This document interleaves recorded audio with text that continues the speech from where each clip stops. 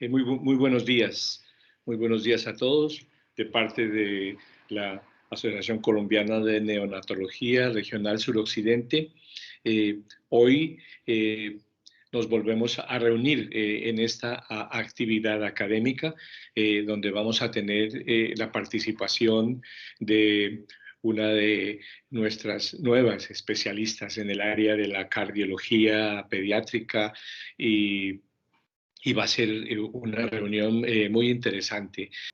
Vamos a darle inicio a nuestra actividad en el día de hoy. Es muy importante presentarles a la doctora Lina Montaña. Ella nos hablará sobre la fisiopatología cardiovascular en el prematuro, volviendo a lo básico. La doctora Lina Montaña es pediatra y neonatóloga de la Pontificia Universidad Javeriana, es fellow de cardiología pediátrica del ICESI y no sé, Lina, si podés hacer una presentación inicial antes de comenzar tu charla. Muchas gracias, doctor. Sí, soy una aclaración, perdón, soy Lina Paola Montaña y espero pues que esta charla sea de su agrado. Es un tema muy importante para todos los neonatólogos, que es desde lo básico encontremos las razones para dar, pero bueno, pues creo que podemos empezar mejor con la charla y ahí contaré todo. Bueno, buenos días a todos. Hoy vamos a hablar de fisiopatología cardiovascular en el prematuro. Este me parece que es un tema fundamental porque explica presentaciones clínicas, manejo y pronóstico de estos pacientes y además estas condiciones fisiológicas cardiovasculares de este recién nacido prematuro van a contribuir a la fragilidad con la que estamos acostumbrados a conocer estos pacientes. Para esto dividí mi charla en 3 grandes grupos. El primero es cómo los prematuros afrontan esta circulación transicional, cómo nosotros podemos ayudar a que esta se realice con menos dificultades para nuestro paciente. En la segunda parte de la charla hablaré de las características del miocardio, y cómo podemos monitorizar de manera adecuada e interpretar lo que estamos viendo de variables cardiovasculares en el prematuro. Y finalmente voy a cerrar la charla con problemas cardiovasculares que suelen ser únicos de esta etapa y cómo el prematuro tiene herramientas o las deja de tener para afrontarlas. Vamos a empezar con la circulación transicional. La primera pregunta que nos tenemos que hacer es, ¿qué tan importante es esta transición postnatal? ¿Por qué es un reto para este prematuro? Entonces, voy a tratar de desglosar para todos ustedes esta transición y listar cómo ocurren estos cambios. El primer cambio que debemos meter en nuestras cabezas es que ellos tienen un cambio dramático al nacimiento, porque el flujo pulmonar que no estaba va a aumentar hasta casi 20 veces. Entonces, imaginémonos una vía que está vacía, tipo 1 de la mañana en Bogotá, y de repente empieza a tener un flujo de carros que es incontenible, casi 20 veces de lo que tenía. Digamos que eso es comparable con que se va a hacer un trancón, ineludiblemente, digamos que era un carril que está vacío y ahora va a tener 20 carritos, y esto va a traer algunos cambios. ¿Cuáles son esos cambios que van a traer para el neonato o para el prematuro? Pues que va a tener una exposición a una concentración alveolar más alta de oxígeno, porque eso es lo que van a hacer los carritos. Estos carritos van a transportar oxígeno a un sitio que está depletado de ese oxígeno. Y esto va a ayudar a que la distensibilidad de ese pulmón mejore. Además, van a cambiar y van a empezar a crearse, digamos, como esas rutas y el cierre de unas rutas que teníamos en la etapa fetal y que ya no vamos a necesitar, que son los canales antenatales. ¿Y a qué me refiero con esos canales antenatales? Son el foramen oval y el ductus. Entonces, digamos que hablando de los carritos, lo que iba a ocurrir en este corazón es que a la aurícula izquierda, que es donde llega el retorno pulmonar, van a llegar esos carritos. Entonces dijimos que antes llegaban 1 o 2 carritos a la aurícula izquierda, pero ahora vamos a retornar 20, 40, 60 carritos. En un mismo espacio donde ya estaban recibiendo solo 2 carritos y pasamos a esto, pues lo que va a pasar es que se va a aumentar la presión de ese compartimiento. ¿Y cuál es ese compartimiento? La aurícula izquierda. En la aurícula izquierda, una de sus paredes va a tener el defecto que llamamos el foramen oval permeable. Esta es una válvula, como vemos en la diapositiva, que al aumentar la presión en la aurícula izquierda se va a ver presionada contra la fosa y va a cerrar ese shunt que está ocurriendo de derecha a izquierda. Entonces, ese es el primer túnel que vamos a cerrar. Hay un segundo túnel que va a existir en esa circulación que era fetal y ahora es en la transicional, que es el ductus. Recordemos que los carritos les gusta ir de bajada y donde vayan en neutro. ¿Y a qué me refiero con que vayan de bajada y en neutro? Es que a la sangre le gusta ir de una presión, de gran presión, a donde haya menos, que estén de bajada. Y eso va a ocurrir, recién nacen, las presiones ventriculares derechas son muy altas, el pulmón está cerrado y apenas se está abriendo, y va a ir de la derecha al sistema. Pero todo esto con la circulación transicional debe cambiar. Va a mejorar la distensibilidad del pulmón, esta resistencia pulmonar definitivamente debería caer y la sistémica empieza a aumentar. Entonces esa inclinación y esa rampa donde iban los carritos de derecha a izquierda va a empezarse a volver de izquierda a derecha. Va a empezarse a volver así e incluso cuando se está empezando a igualar, pues van a dejar de pasar carritos y al dejar de pasar carritos debería cerrarse ese túnel. Pero ¿qué ocurre en el prematuro? El prematuro tiene dos desventajas muy grandes para poder llegar a esa transición. Uno de ellos es que ese puente, que es el ductus, va a tener menos respuesta al oxígeno y va a tener menos respuesta a ese cierre ductal. O sea, ese puente va a ser más difícil de cerrar. La segunda es que probablemente nuestros prematuros necesiten surfactante.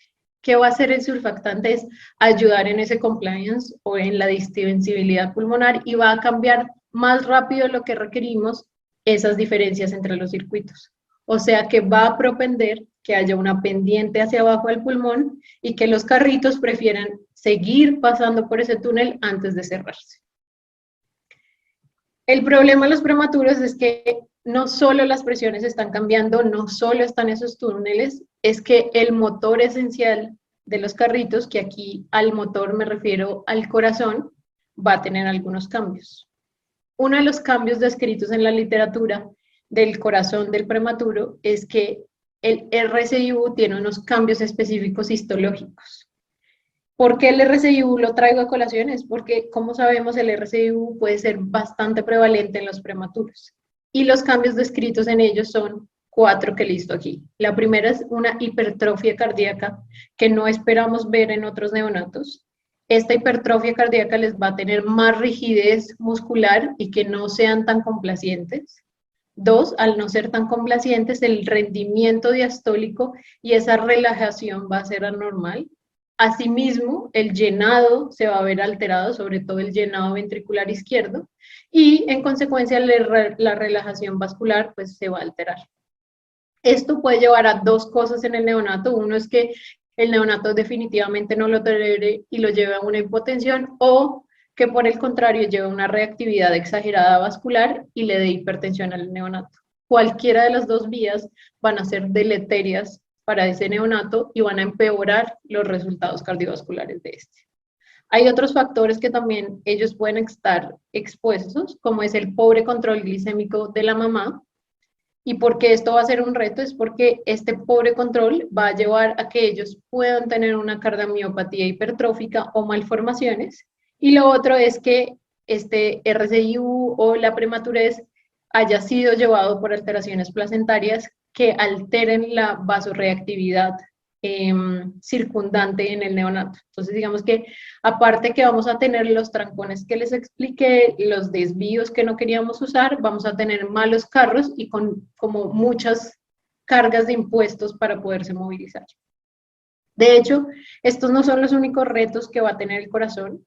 El corazón va a tener más retos que un neonato normal, porque repentinamente va a pasar de un ambiente que era un ambiente fetal, que le estaba entregando todo, a tener unos gastos metabólicos más altos de lo usual. ¿Y cuáles son esos gastos metabólicos a los que me refiero? Es que ellos tienen que tener un gasto en temperatura, tienen que tratar de calentarse porque van a perder más fácilmente, tienen que gastar en este trabajo respiratorio que les está dando un pulmón que es inmaduro y pues dependiendo de la etapa gestacional van a tener más trabajo respiratorio porque no van a tener esas herramientas. Todo esto va a estar más forzado porque el ventrículo derecho, que tenía mucha fuerza, está cargado con presión y tiene un trancón muy grande y ahora, pues, ahora que tiene las vías de desfogue, tiene que hacer un cambio y entregarle esas fuerzas al ventrículo izquierdo y debe adaptarse rápidamente. Por eso esa es la transición de dominancia ventricular derecha a la izquierda, que de hecho ocurre en horas y el neonato debe adaptarse a eso. Debe adaptarse a que todos esos carritos llegaron a la aurícula izquierda, o sea, estamos llenando con más precarga la aurícula izquierda, pero esos carritos también ahora se están distribuyendo al sistema. Vamos a tener más poscarga izquierda. Son tantos los cambios que el gasto cardíaco izquierdo en realidad se aumenta hasta 3 veces más de lo presupuestado, pues de lo que estaba en la etapa fetal. Entonces, ¿cómo podemos hacer unos mejores cambios para ellos? Entonces, digamos que hay 3 variables que van a afectar este rendimiento cardíaco durante la transición. La primera, y es que es muy conocida por todos nosotros, es la temperatura. Digamos que debemos evitar que ellos gasten más calorías y más de este rendimiento cardíaco al perder todo esto. Entonces debemos evitar los robos de calor que aumenten la evaporación porque el aire esté frío, conductivo porque la cama, la sábana esté fría y claramente la convectiva por el cuarto. Y estas dos como variables que podemos hacer es, uno, siempre reanimar a nuestros neonatos bajo una lámpara de calor radiante, y 2, tratar en los neonatos que sean muy pequeños y los prematuros extremos el uso del gorro por la gran superficie que tiene la cabeza y por donde pueden perder bastante temperatura. La segunda es la transfusión placentaria, en la cual, digamos que en los últimos años se ha comprobado que esto tiene un rol muy importante, que el pinzamiento tardío se ha relacionado con menor hemorragia intraventricular, menores transfusiones, y lo que se traduce en que si tengo menos transfusiones es porque no tengo anemia. Esto los va a llevar a menor hipotensión y menor causalidad hacia una muerte. Y ya digamos que tocando este tema específicamente de la anemia, pues aquí ingresa un viejo amigo que es la ecuación que nos planteó Poiseuille, que es el caudal del volumen. Entonces recordemos los puentes que yo les estaba diciendo. Queremos que esos puentes se cierren en el foramen oval y que se cierre el ductus, pero el caudal de flujo, o sea, la cantidad de flujo que van a tener estos puentes van a depender de 4 variables. Si vemos, es inversamente proporcional a la viscosidad. ¿Y cómo podemos influir nosotros como neonatólogos en esa viscosidad?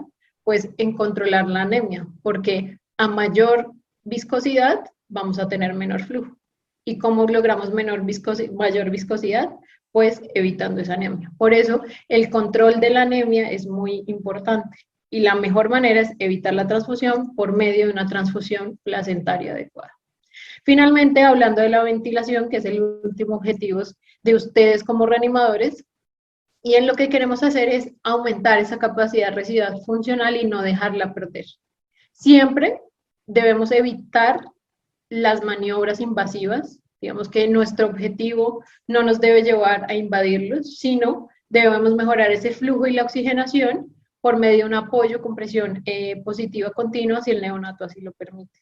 Sin dejar olvidar que debemos usar FIO2 del 21 y el 30%, para eso tendremos en nuestras salas de reanimación un blender que nos asegure en ese FIO2 y que lo que más nos va a ayudar es la presión positiva. Hay otro factor que debemos tener en cuenta que va a ayudar y hacer un gasto calórico más en el neonato, y es que la musculatura no es suficiente para compensar el detrimento de la dificultad respiratoria, por lo que debemos estar pendientes de cómo más ayudarlos, y digamos que la presión positiva es una gran solución para esto. Asimismo, debemos estar pendientes de que necesita surfactante y su reposición temprana según los signos clínicos y pues las guías que todos conocemos.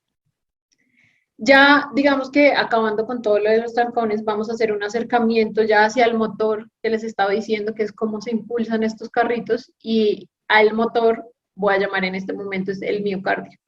Es cómo vamos a mejorar y cómo estos se van a diferenciar de un neonato recién nacido térmico. Entonces, Para que nos demos una idea, existen diferencias objetivas que ponen en desventaja al neonato.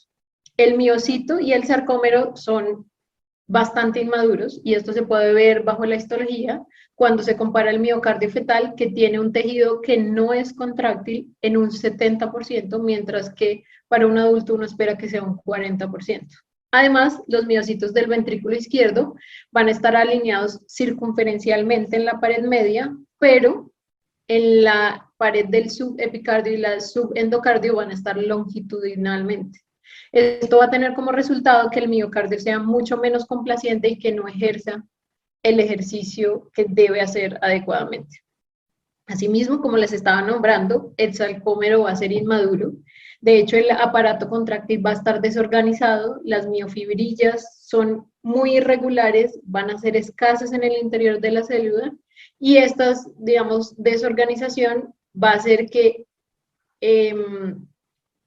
el impulso que le va a dar ese miocardio, ese motor, no sea igual de eficiente. Esto además se ve empeorado por otras exposiciones que van a ser necesarias en el prematuro. Una de ellas es uno de nuestros grandes avances, que va a ser el corticoide. Cuando se han estudiado los neonatos que han recibido corticoide a través de la madre, incluso con una sola dosis, se han visto que hay cambios específicos en el miocardio, entre los cuales podemos ver que hay un aumento de su grosor, que su tensión arterial al nacimiento es más alta comparado con controles que no han recibido corticoide. Y estos, pues, la consecuencia de todos estos es que van a pasar de una transición que es más temprana de hiperplasia a una de hipertrofia. Como les dije, va a ser más grueso ese miocito.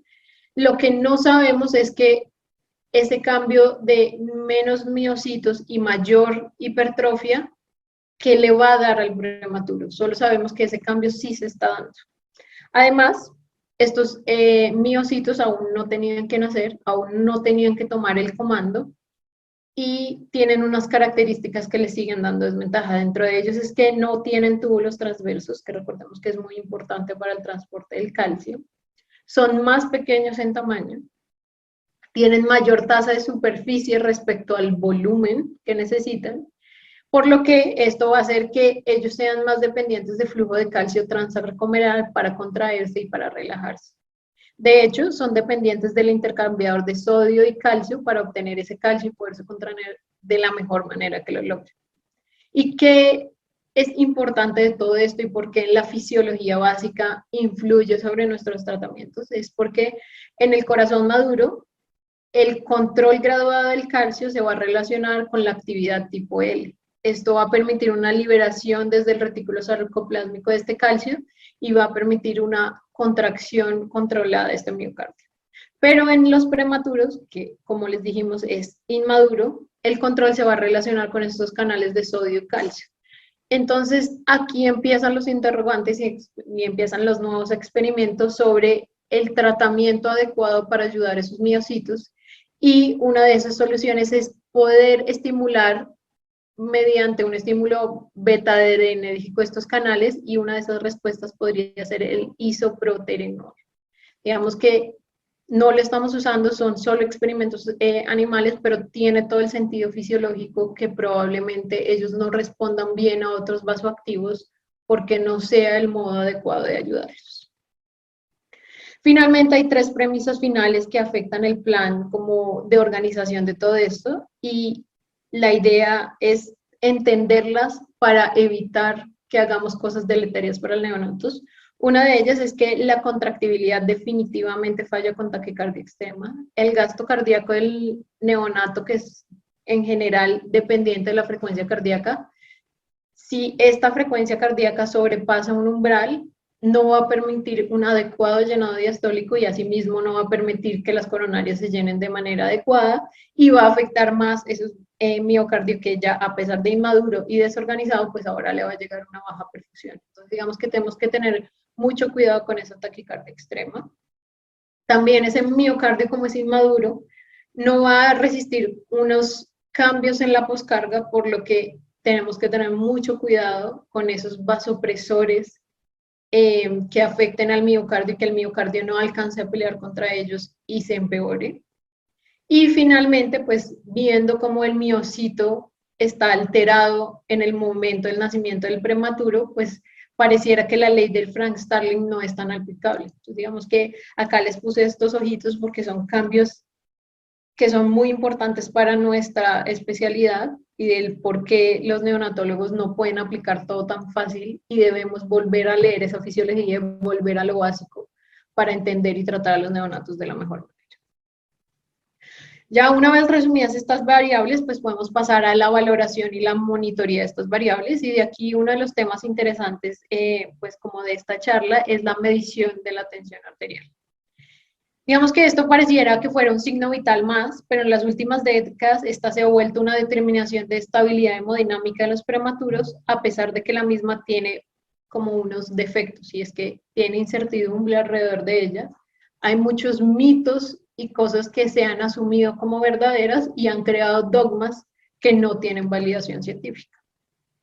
Uno de los principales es la determinación del bajo gasto cardíaco. Entonces, el bajo gasto cardíaco debería determinarse por un conjunto de síntomas que les listo aquí, que es taquicardia, el llenado capilar prolongado, la hipotermia, oliguria, la tensión arterial alterada, la acidosis, el aumento del lactato.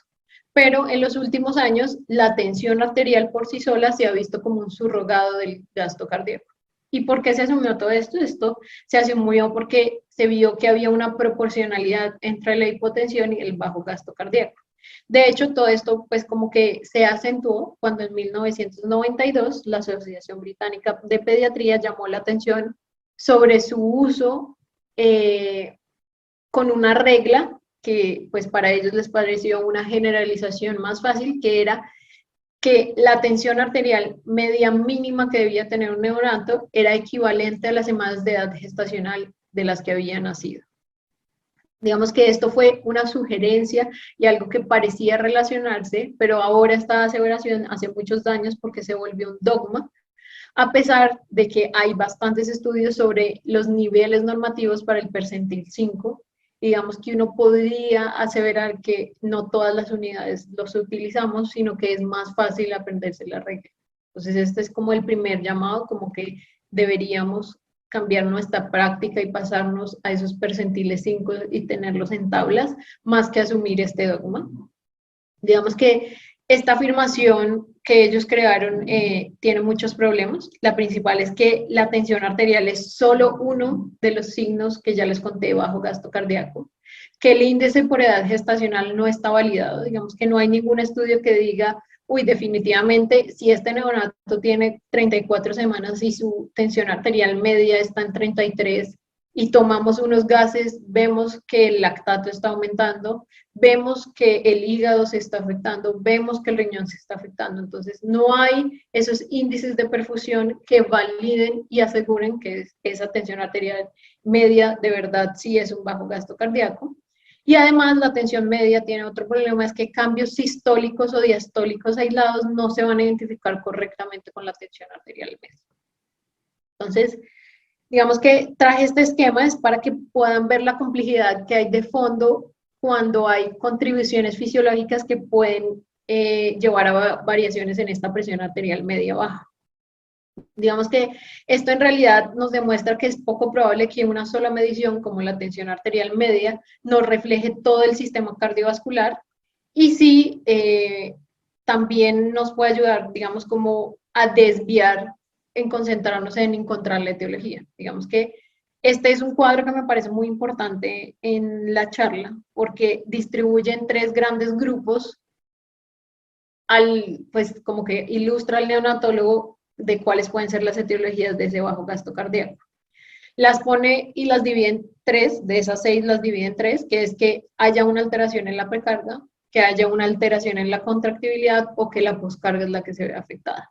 Y ya miren que si uno logra identificar cuál de estos grupos está, puede identificar otras estrategias de tratamiento y no como una receta de cocina, como que para la presión baja vamos a ponerle siempre dopamina, sino es tratar de hacer ese trabajo intelectual para descubrir qué le está pasando al neonato y qué es lo que más le conviene a él. Entonces digamos que este cuadro es muy bueno para eso.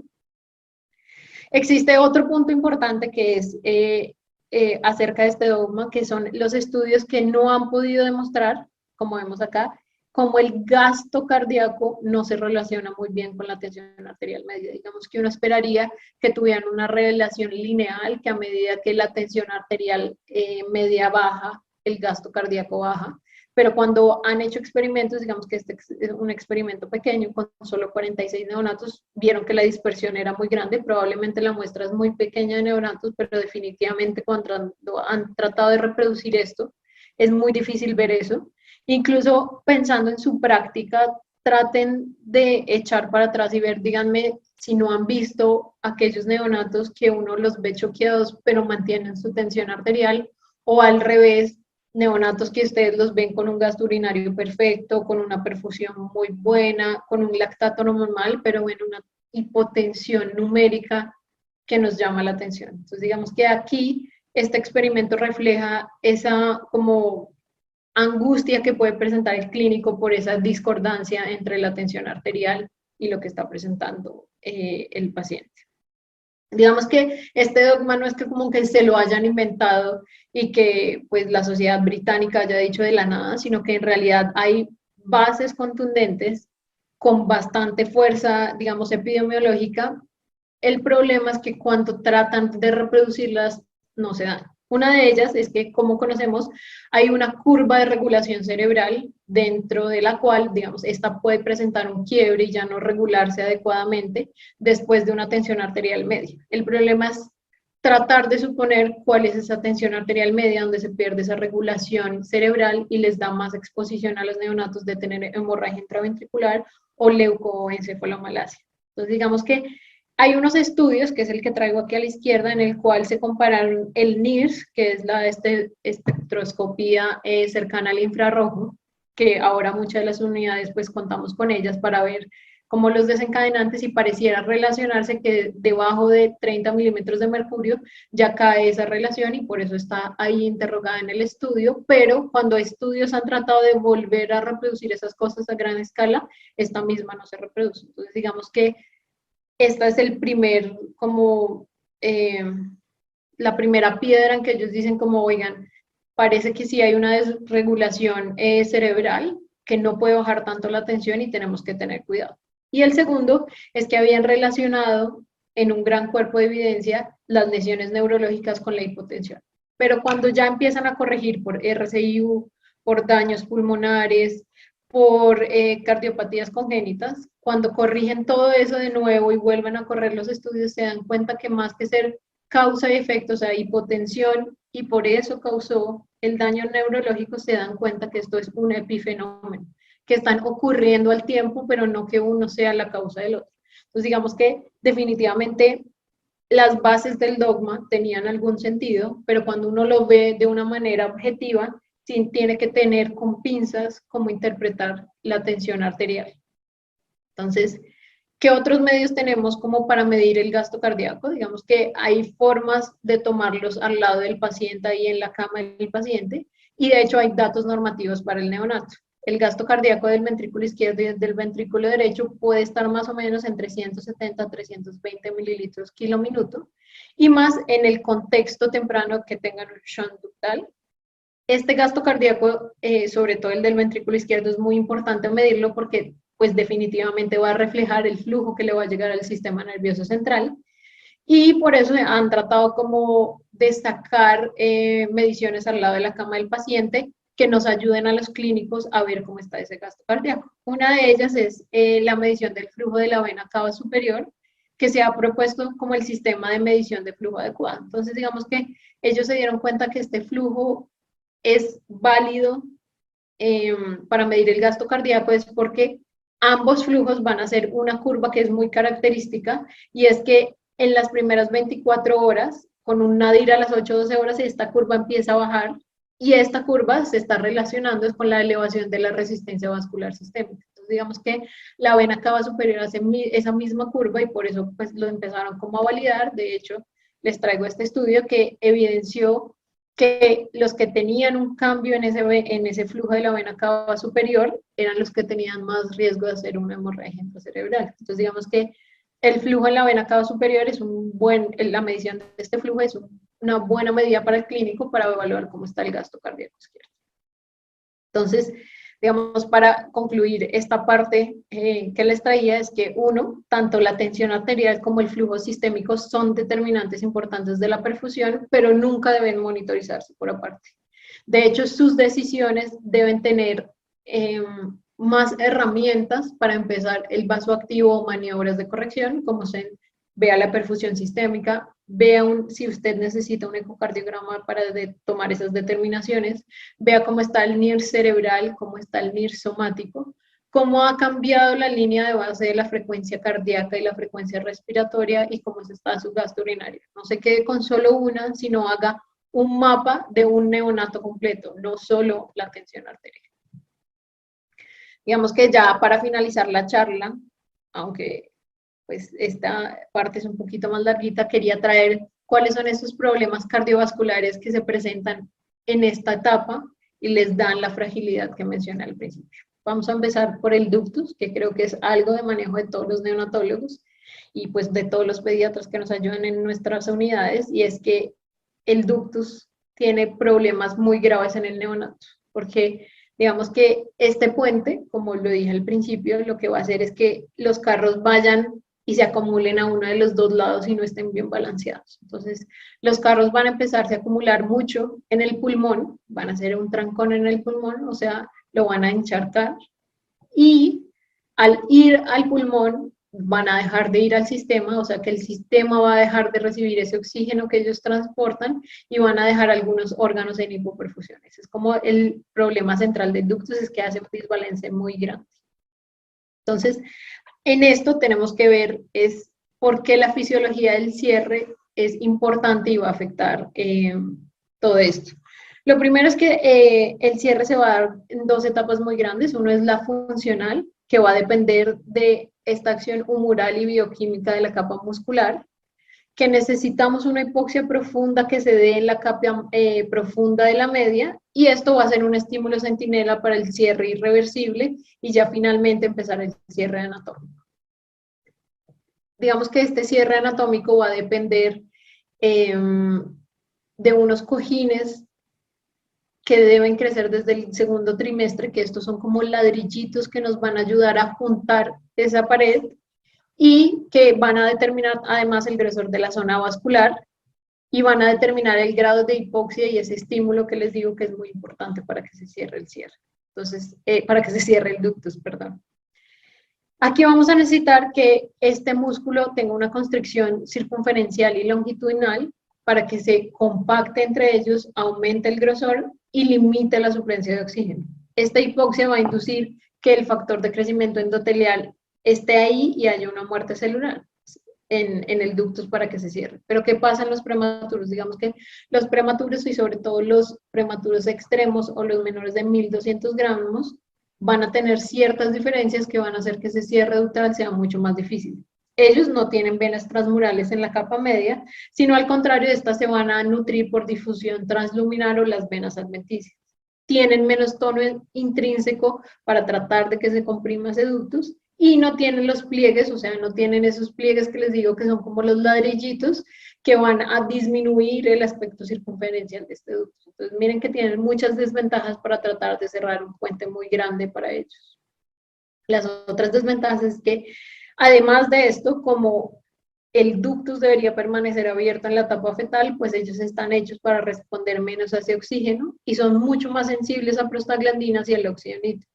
Entonces, para que haya una hipoxia que lleve a ese estímulo y esa noxa que va a cerrar el ductus, necesita que deje de pasar flujo. Pero como les expliqué, a los carritos les va a gustar pasar por ahí porque hay una bajada muy marcada en ellos. Entonces, digamos que es una de las hallazgos que es difícil, ese ductus va a ser muy difícil de cerrar por todas las razones y porque el flujo va a seguir circulando por ahí.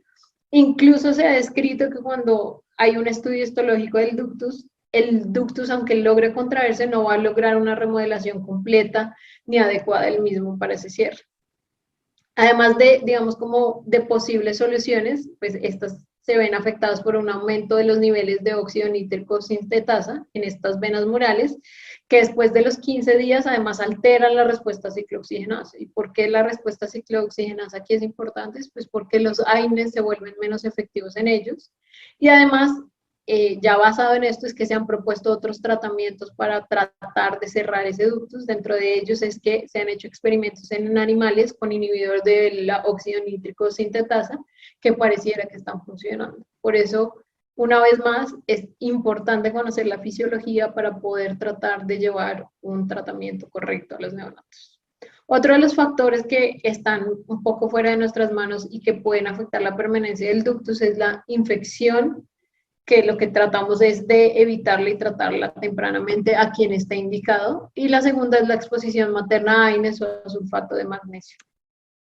¿Cuál es el efecto patofisiológico del ductus? Es que lo grave es la hipoperfusión sistémica, porque en ellos van a tener más enterocolitis, van a tener más falla renal, y por el lado pulmonar, pues van a tenernos en un círculo vicioso porque vamos a tener ventilación pulmonar más prolongada, vamos a tener menos compliance en el pulmón, o sea, menos distensibilidad, y además, digamos que va a haber las proteínas a nivel alveolar se van a desviar, y estas proteínas desviadas a ese nivel lo que van a hacer es que van a inhibir el surfactante, o sea, van a tener más déficit de surfactante. Entonces, miren que van a ser como un círculo vicioso porque va a empeorar toda esa cronicidad y todos los problemas que ya tenemos en el pulmón del prematuro. Y por el otro lado van a afectar órganos muy sensibles como el intestino o el riñón. Ya para la clínica, para sospecharlo, no todos tenemos, digamos que, un cardiólogo muy a la mano, entonces tenemos que guiarnos por la clínica, y creo que de esto surgió lo que conocemos como el puntaje ductal, en la cual simplemente describe la clínica que presenta un neonato y le da un puntaje. Una de ellas es la frecuencia cardíaca aumentada, el aumento de la inspección dinámica de ese precordio, el tercero es cómo se escucha ese soplo, si está haciendo un robo sistólico, un robo diastólico, o si está pasando solo en sístole por ese ductus, si los pulsos son normales o si definitivamente son amplios y aumentados como lo esperan en el ductus, y finalmente se da una mano de la radiografía, que es muy importante porque va a haber un aumento en el índice cardiotorácico de la misma. Entonces, digamos que así como traigo esto es porque este puntaje describe exactamente la clínica del ductus. Respecto al electrocardiograma, que también nos sirve para el diagnóstico antes de un ecocardiograma sobre cardiopatías, este es bastante inespecífico en el ductus. A veces podría mostrar signos de crecimiento de las cavidades izquierdas, a veces, pero hay una que les quería traer, es que a veces pueden mostrar trastornos de la repolarización que pueden sugerir ya isquemia subendocárdica en el neonato, que eso ya es como un signo de alarma y de cierre prioritario de ese ductus. Entonces, digamos que para eso traje esa diapositiva. La radiografía de tórax es definitivamente y debe ser nuestra mano derecha porque nos va a mostrar muchas cosas. En esta vamos a mostrar la cardiomegalia. Vamos a ver si ese índice cardiotorácico está muy aumentado, pero también vamos a ver ese edema que está produciendo el ductus y sobrecargándolo. Entonces podemos hacer ese diagnóstico de esta manera, y pues definitivamente el gold standard va a ser el ecocardiograma, en el cual pues el cardiólogo va a tratar de objetivizarnos lo que nosotros vemos en la clínica, es cómo son las características de ese ductus, cómo está esa sobrecirculación pulmonar y qué está hipoperfundiéndose pues hasta el alcance del ecocardiograma. Entonces, es esa balanza que nosotros tenemos que tomar para decidir si se trata o no se trata, es cuánto me está repercutiendo en la hipoperfusión y cuánto se está perfundiendo además el pulmón para que yo decida tratarlo, pero eso es más de una decisión clínica que imagenológica, es la combinación de todos, y pues en esto hay un debate muy grande cuándo tratarlo adecuadamente, es algo de una decisión del neonatólogo y el cardiólogo de cuándo se debe tratar. Respecto al manejo en cuidado intensivo de un ductus que ya hemos determinado que es hemodinámicamente significativo, pues debemos ayudarnos primero con la ventilación, ¿Y cómo podemos hacer con la ventilación? Pues lo que podemos hacer es lo que llamamos un cerclaje ventilatorio, que es aumentar la presión al final de la aspiración para tratar de minimizar las atelectasias y tratar de disminuir todo ese flujo extra que está llegando al corazón. Lo segundo es evitar la anemia. Entonces, si recordamos lo que les dije antes, es que según la ley de Poiseuille, hay tres cosas que, pues, los 4 variables que van a tener definitivamente el paso de ese shunt, y una de ellas es evitar la anemia, porque si la sangre está más líquida, pues va a favorecer ese flujo por el shunt. Y finalmente, digamos que sobre el soporte cardiotrópico debemos tener cuidado con 5 estatutos que eviten ese shunt. Entonces, el primero es evitar el shunt de derecha a izquierda. De izquierda a derecha, perdón, porque ya han cambiado las tensiones. ¿Y por qué de izquierda a derecha? Si nosotros empezamos a subir mucho las resistencias sistémicas, empezamos a hacer una gran diferencia entre la presión pulmonar y la presión del sistema. Cuando esto empieza a incrementarse por los vasopresores, pues el shunt va a ser mucho más grande. Si hay una diferencia en el sistema de 100 y la presión pulmonar es de 20, pues hay un 80 que los carritos van a bajar y van a inundar mucho más el pulmón. Entonces tenemos que tener mucho cuidado con aumentar eso bajo una estimulación alfa-adrenérgica.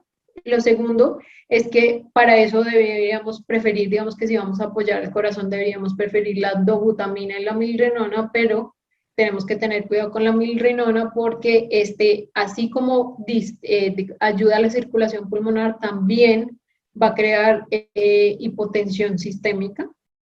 ¿Y qué pasa con esta hipotensión sistémica? Pues que se puede ver compromiso de las coronarias y podemos tener como más complejos las alteraciones en el miocardio. Y finalmente, 2 de las recomendaciones que solemos hacer, pues en realidad no tiene evidencia como contundente en neonatos. La primera es la restricción hídrica. Digamos que esta restricción hídrica puede ser deletérea para el prematuro porque la precarga puede verse alterada. Entonces, cuando estamos restringiendo ellos, ya se van a quedar, ya el corazón, además de sobrecarga, además de hipoperfusión, pues ya no va a tener carga para alimentarse, pues para alimentarse y tener un buen gasto cardíaco.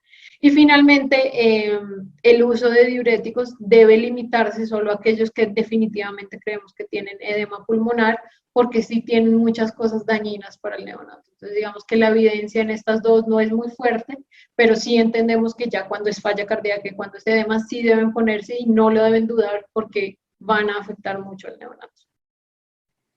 Del tratamiento médico, digamos que acá solo quería traer este gran metaanálisis que se publicó JAMA en el 2019, en el cual trataron de comparar cuál medicamento era el más efectivo y con menos comorbilidades. En ellos incluyeron 4.802 niños.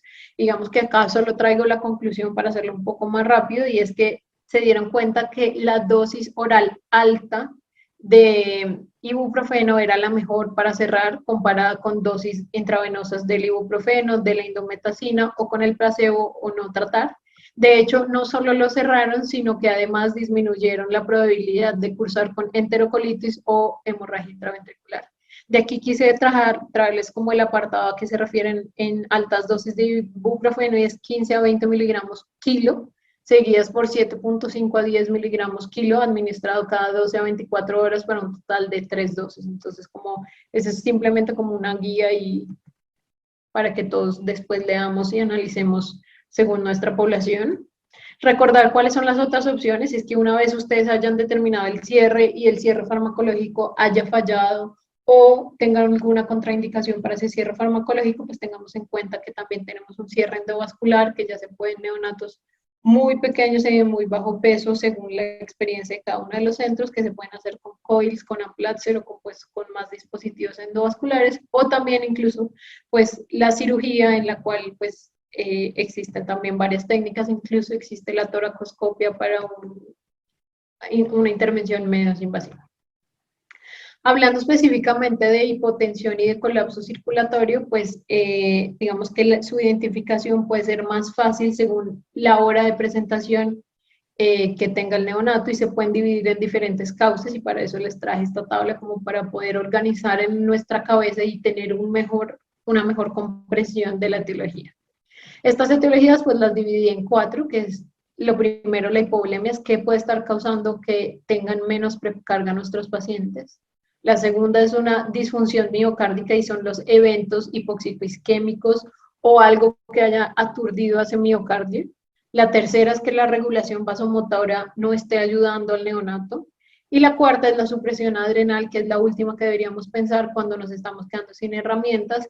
Es como si necesitamos un corticoide para apoyar nuestro trabajo en la reanimación. Entonces, cuando nosotros veamos una hipotensión sistémica, como ya aprendimos de toda la charla, lo primero que debemos hacer es guiámonos a ver si hay otros signos de shock en nuestro neonato. Si definitivamente creemos que nuestro neonato no tiene una hipotensión sistémica que es solo numérica, sino hace parte de un cuadro que es de bajo gasto, debemos definir cuál de las hipotensiones me está afectando al neonato. La primera es solo la sistólica, la segunda es solo la diastólica, o si definitivamente las dos están viendo afectadas. Y aquí entran estas tablas que son como importantes para darles ideas y organizar su cabeza. La primera es que haya una hipotensión sistémica causada porque el gasto cardíaco se está disminuyendo y esto lo pueden dar la sepsis como primera, la hipertensión o el choque cardiogénico. Ya cuando veo estoy sospechando que lo que está pasando es que la resistencia vascular es la que está disminuida, entonces debemos pensar si hay una hipovolemia que pueda ser corregida por nosotros, si hay un choque caliente o si definitivamente es un ductus que nos está haciendo un robo diastólico y está choqueando a nuestro paciente. Ya definitivamente si vemos que lo que hay es una progresión y se están afectando tanto la sistólica como la diastólica, es porque alguno de los anteriores ha empeorado y debemos ayudarle a nuestro neonato de una manera como más integral. Finalmente, sobre la hipertensión arterial y la prematuridad, digamos que esto tiene una incidencia que no ha sido clasificada del todo de una manera muy adecuada, porque de hecho tiene una prevalencia entre 0,2 y 3% de la mayoría de las unidades y se define como una tensión arterial sistólica mayor al percentil 97 para la edad y el género, y esta puede presentarse con muchos síntomas. Cuando la encontramos es importante verificar si está esa hipertensión en las 4 extremidades, si hay alguna de las diferencias, si tenemos dismorfismos que acompañan esa hipertensión pulmonar, si los órganos genitales son ambiguos o si hay masas que lo expliquen. Entonces, digamos que para eso traje esta tabla, para que veamos que la hipertensión pulmonar tiene bastantes etiologías, pero lo que nosotros debemos hacer es guiarnos por estos 4 principios. Lo primero es valoremos si los catéteres que estamos usando se pueden retirar y que puedan ser esta la causa, que es una de las causas principales, que es el simple estímulo mecánico del mismo. 2, evaluar qué tratamientos podrían estar ayudando a perpetuar esta hipertensión. 3, así hayamos determinado, tenemos una hipertensión, cumple y no tenemos aún la causa, necesitamos tratarla, pero no podemos bajar de una esa tensión arterial porque lo que podemos causar es una isquemia cerebral o una hemorragia. Entonces, digamos que necesitamos plantearnos una terapia objetivo y la terapia objetivo, pues en este momento va a ser reducir la tensión arterial por 1/3 de la diferencia entre el valor sistólico que tenemos y el valor sistólico máximo que debería tener un neonato para la edad y para el sexo. Entonces, si digamos el límite para ese neonato es 97 y en nuestro neonato está en 130, la diferencia van a ser 33 y 1/3 de eso es 11. Entonces, para las primeras 6 horas solo lo voy a propender que baje en 11. Hacerlo poco a poco para tratar de evitar toda esa lesión. Y con esto, pues, acabo mi presentación. Espero que les sirva para saber escoger sus adecuados tratamientos y entender la fisiología. Siempre nos va a dar ese paso de más para darnos y tomar decisiones correctas para nuestros neonatos. No sé, ahora creo que vamos a pasar a la parte de las preguntas. Perfecto. Muchísimas gracias, doctora. Muchísimas gracias a todos. Un abrazo.